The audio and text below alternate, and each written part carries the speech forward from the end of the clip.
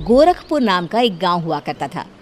उस गांव में ज्यादा लोग नहीं रहते थे। उस गांव में एक गर्भवती विधवा औरत रहती थी। उस औरत का नाम कमला था। कमला अपने घर में अकेली रहती थी। उसके पति की सारी जायदाद उसके नाम हो गई थी, पर सभी गांव वाले उस औरत को मनहूस औरत समझा करते थे और सभी उससे नफरत किया करते थे। एक बार कमला राशन की दुकान पर खाने का सामान खरीदने जाती है। भैया जी, जरा 1 किलो दाल चावल देना। अरे हाय हाय हाय हाय हाय हाय! अरे मनहूस औरत, मेरी दुकान में अपशुगन करवाने आ गई क्या? हैं? चल जा यहाँ से, मैं कुछ नहीं देने वाला तुझे। भाग भाग यहाँ से, चल जा निकल। भैया जी ऐसा मत कहिए, मैं गर्भवती हूँ, मुझे खाने की बहुत जरूरत है, मुझे खाना दे दीजिए।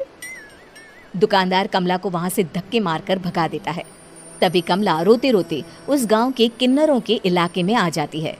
गांव वाले किन्नरों को उसी इलाके में रखा करते थे, क्योंकि वो लोग किन्नरों को पसंद नहीं करते थे और उनके इलाके में रहने से मना करते थे। तो किन्नरों ने उसी गांव में अपना एक इलाका बना लिया था। जब किन्नर लोग देखते हैं कि एक गर्भवती महिला रोते रोते उनके इलाके में आ गई है, तो सारे किन्नर कमला के पास जाकर उसका हाल पूछने लगते हैं। क्या हुआ बहन, तुम्हारी गर्भवती अवस्था में इतनी बुरी हालत कैसे? तुम रो क्यों रही हो? तुम डरो मत, हम तुम्हें कोई नुकसान नहीं पहुंचाएंगे। तुम शांत होकर सब बताओ कि हुआ क्या है। मैं कमला हूँ, मैं गांव के दूसरे इलाके से आई हूँ। 2 महीने पहले ही मेरे पति की मौत हुई है। मुझे गांव के लोग मनहूस मानते हैं, क्योंकि मैं विधवा हूँ और गर्भवती भी। वहाँ के लोग मुझे खाने के लिए कुछ बेचने के लिए भी तैयार नहीं, जिससे मेरा गुजारा नहीं हो रहा था। कोई बात नहीं कमला, हम तुम्हारा ख्याल रखेंगे। किन्नर लोग कमला को एक खाली घर में रहने के लिए जगह दे देते हैं और उसकी देखभाल भी करते हैं। कुछ ही महीने बाद कमला अपने बच्चे को जन्म देती है, पर अफसोस, कमला बच्चे को जन्म देते ही अपनी जान गंवा देती है। जब सब किन्नर बच्चे को देखते हैं तो बहुत खुश हो जाते हैं, क्योंकि वो बच्चा भी किन्नर ही था। कमला ने एक किन्नर बच्चे को जन्म दिया था। अब इस बच्चे की देखभाल कौन करेगा? हम तो इस बच्चे को गांव के दूसरे इलाके में भी नहीं भेज सकते। और तो क्या हुआ, इस बच्चे की माँ नहीं रही तो हम इसे पालेंगे। अब ये हमारे इलाके में रहेगा, हमारे साथ रहेगा। फिर वो किन्नर उस किन्नर बच्चे को गोद ले लेते हैं, उसका नामकरण कराते हैं। उस किन्नर बच्चे का नाम शक्ति रखा जाता है। देखते ही देखते शक्ति बड़ी होने लगती है। उसके रंग रूप बहुत सुंदर थे। वो बहुत सुंदर किन्नर दिखती है। एक दिन शक्ति एक किन्नर से पूछती है, माँ जी सुनिए ना, ये गांव के दूसरे इलाके में भी तो लोग रहते हैं, तो हम वहाँ क्यों नहीं जाते? हम उनसे अलग क्यों रहते हैं? शक्ति, क्योंकि वो लोग हमारे जैसे नहीं, वो लोग हमें पसंद नहीं करते, इसीलिए हम उनसे अलग रहते हैं। क्यों? वो हमें क्यों पसंद नहीं करते? मुझे एक बार उस इलाके में जाना है, मैं एक बार वहाँ जाकर घूम कर आऊँ। शक्ति, खबरदार, जो तू उस इलाके में कभी भी गई तो अपनी जान नहीं गंवाना चाहती तो उस इलाके में कभी कदम भी नहीं रखेगी, समझी?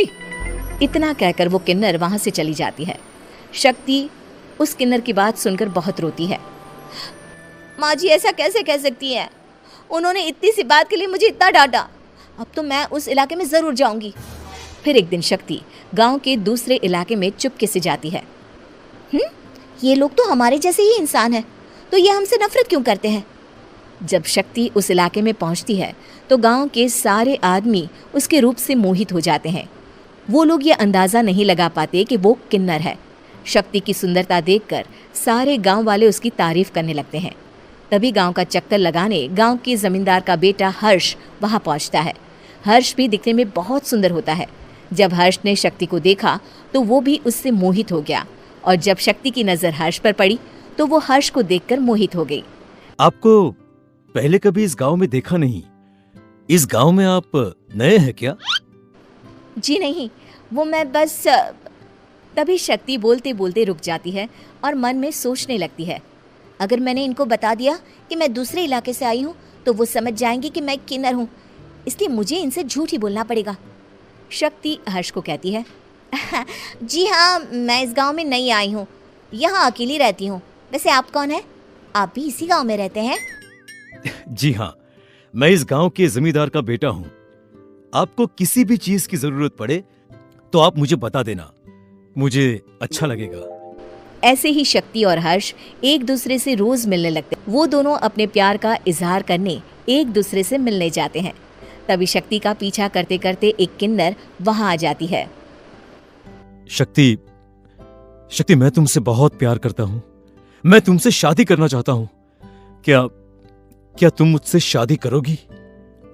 हाँ हर्ष, मैं तुमसे शादी करूंगी, पर मैं तुमको अपने बारे में एक सच्चाई बताना चाहती हूँ जो मैंने तुमसे छुपा कर रखी है। तभी उनके बीच में ही वो किन्नर आ जाती है। शक्ति, तेरी हिम्मत कैसे हुई ऐसा करने की? वो किन्नर शक्ति को खींचकर गांव के जमींदार के पास ले जाती है।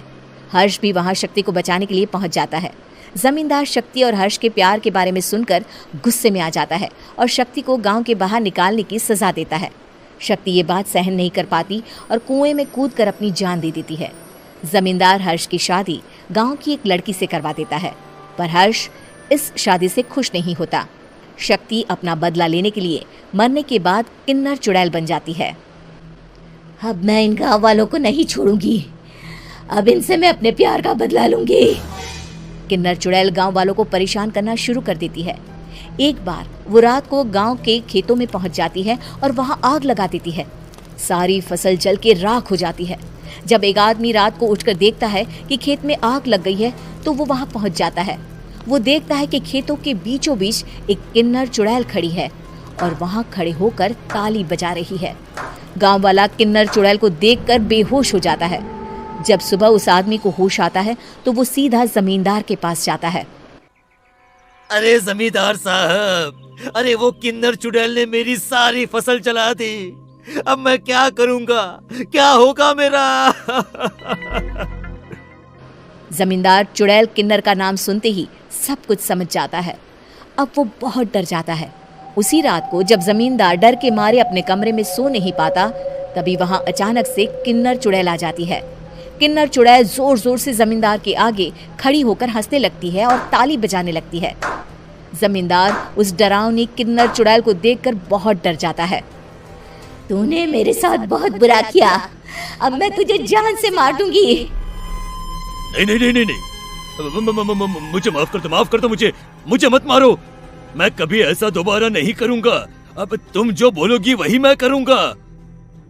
ठीक है, मैं चाहती हूँ कि किन्नर इलाका गांव के इलाके से जुड़े और गांव का कोई भी आदमी किन्नर समाज से द्वेष ना करे, उससे नफरत ना करे, नहीं तो मैं सारे गांव को मार दूंगी।